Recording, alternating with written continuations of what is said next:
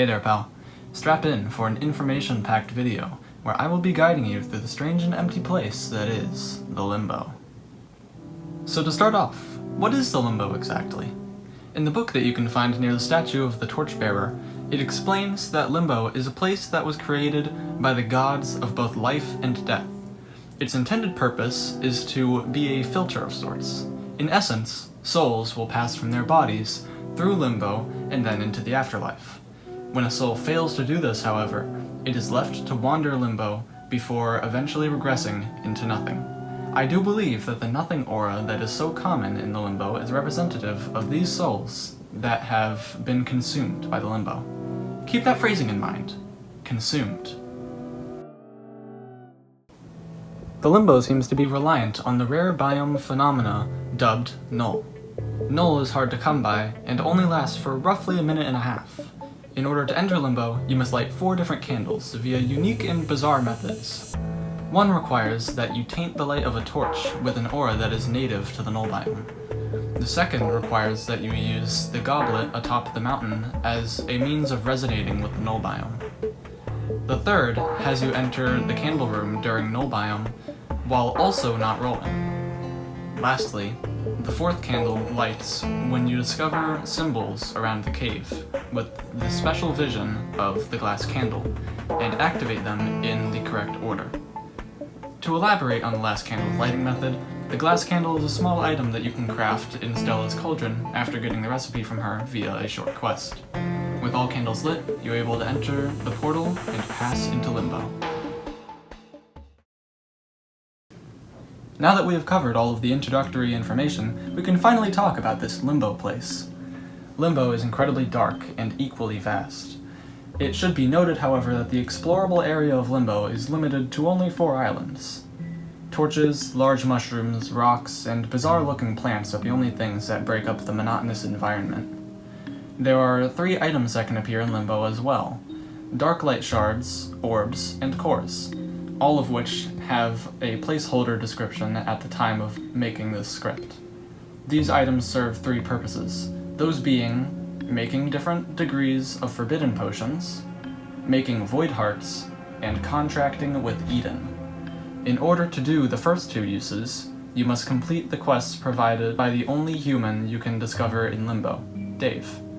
Dave has extensive lore that I will get into later, but the information that you need to know now is that he is a human who is trapped in Limbo and is bored and scared of the place. Upon completing his first 4 quests, he will give you 2 recipes. One is for the forbidden potions, and the other is for the void heart. Forbidden potions provide luck and roll speed, while void hearts provide massive luck for 1 roll. The significance of these items is that almost every single buff that you can get is disabled in Limbo. These, however, allow you to boost your efficiency and to get some of the numerous rare auras found in Limbo. The last important note about general Limbo information is that you cannot roll any of the normal auras from Soul's Island in the Limbo, except of course for 2, those being the 2 auras that are native to Null, Undefined, and Nihility.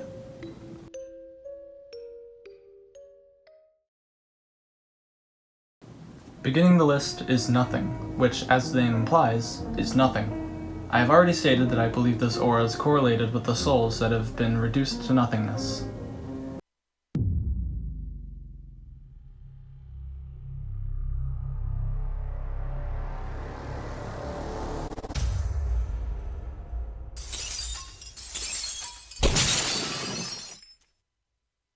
Next is Raven. Raven is rather ordinary, however it seems to contribute to the story of Dave, which I will clarify later.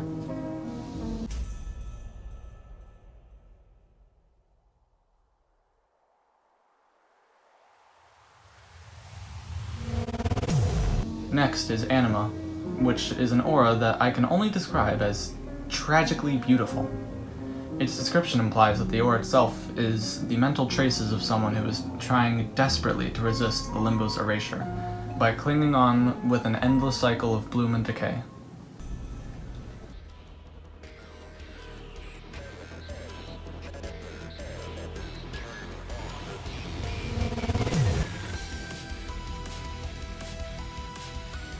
Moving on to juxtaposition. The aura seems to mimic the weird core internet aesthetic. The description appears to be the aura talking directly to us. The person bound to the TVs believes that those outside deserve none of the liberties that they themselves do not possess. Juxtaposition says that the weight of the free human's sins has already been accounted for, and that, as such, it should be released from the world of falsehoods too.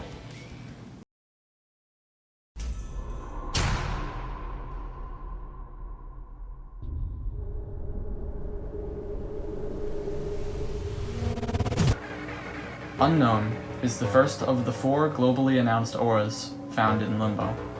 It completely conceals the identity of the wearer, and noticeably creates a large black entity that floats around the wearer in many pieces. Phrases like help, why, dead, and stop appear alongside X's and I's that appear every few seconds. The description says that all of the memories of it have been lost to the void, and that the only remainder is its will to resist erasure. This, of course, makes it impossible to define what Unknown truly is, thus the name.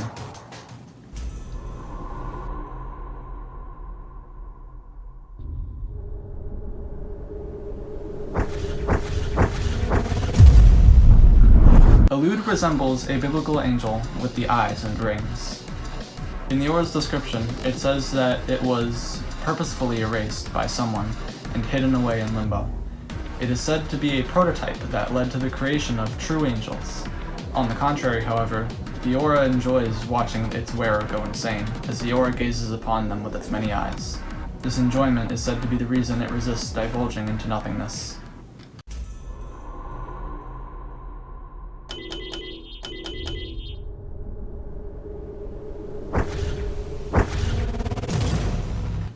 The second most rare aura in Limbo is Prologue.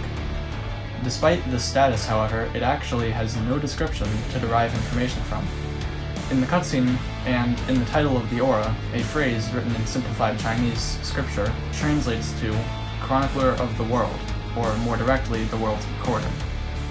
As such, it is for us to believe that Prologue uses the agelessness of being in Limbo as a means to live forever, chronicling the events of the world. For what purpose, however, it is yet to be revealed.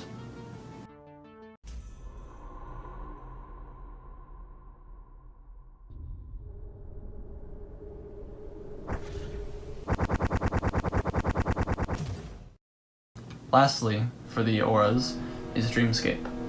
Its description is a first-hand account by the wearer. In the account, they describe that it is the 109th day of having the same dream, where they walk down an endless road, as the entire landscape is shrouded in heavy fog that glows bright with the light of street lamps. They have been counting the seconds and ended up at the conclusion that they have been in this dream for over 70 years, endlessly walking as if they were allowed no other liberty. They conclude the log by asking for help, freedom, identity, and awareness before closing it off with the final line, "Maybe death would be better than this." The story of Dave is not a happy one. However, the ending is a little bittersweet. His story starts off with his birth into a small fishing village to 2 caring parents and a myriad of warm-hearted villagers. He was born with a slight deformity on his face, but not a soul in the village treated him any differently. At the age of 10, Dave's father gave him a fishing rod, so they set out to the village's pier and began to fish together. One day, however, there wasn't a single nibble on the lines at the pier. Even the adults grew bored, but then miraculously, a heavy pull put tension on Dave's line. He began reeling, and the villagers and Dave's father brought their attention to the boy as he struggled with the abnormally powerful fish.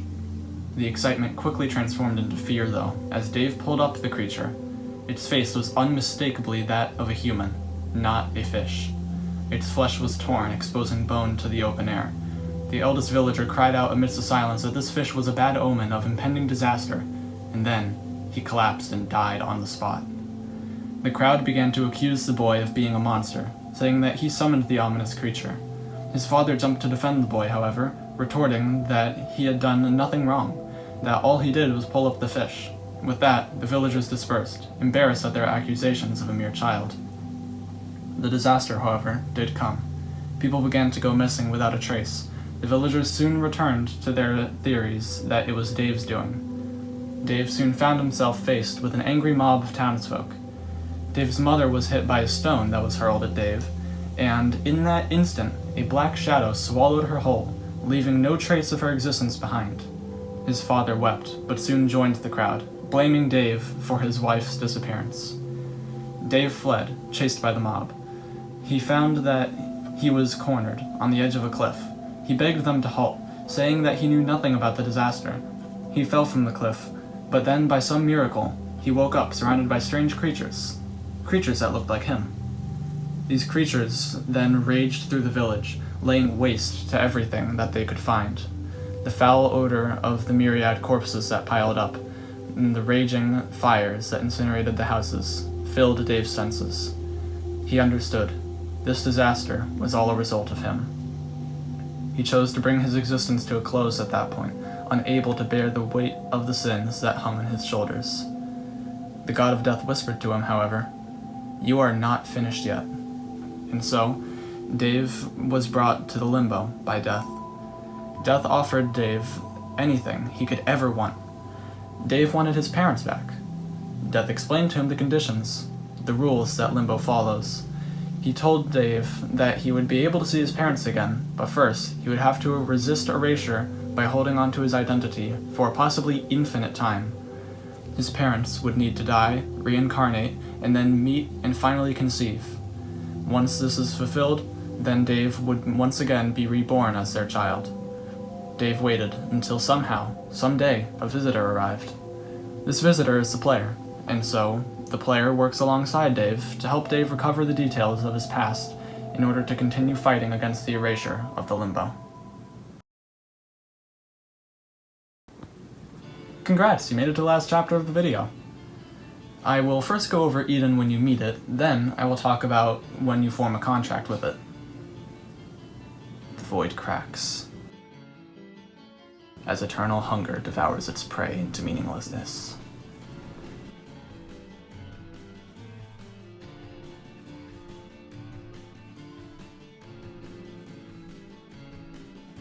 With a projected rate of 1 in every 70 days, Eden will spawn, playing that cutscene if you are in Limbo at the time of him spawning. Its spawns are client-sided, meaning that no one can just join a player who got an Eden spawn in order to get it too.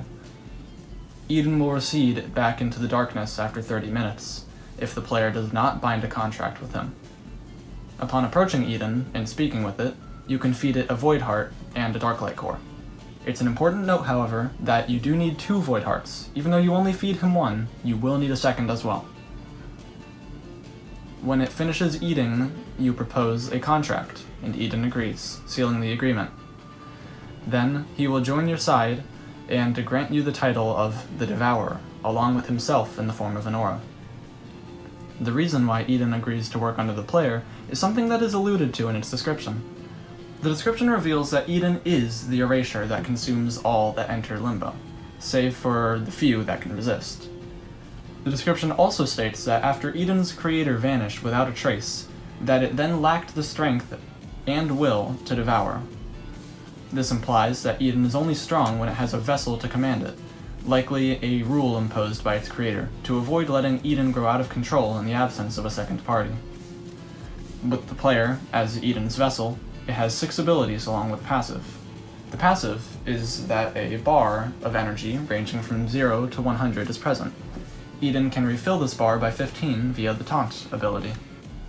Taunt and Impale are the only abilities that can be used without any charge. The others require certain amounts of charge to use. There is also one ability that requires a combo of the highest rank along with a surplus of charge to use. In the abilities, Eden can be seen morphing into weapons or even small environments, as well as engaging in speech. This proves that Eden is not only quite strong, but is also intelligent. The latter is also displayed, of course, when obtaining Eden, as he proves his ability to speak and rationalize decisions. Well, that about sums up the entire story of Limbo. I hope that this was informative as well as entertaining, and with that, I will see you guys later. I was your host, Faxber. Thanks for watching.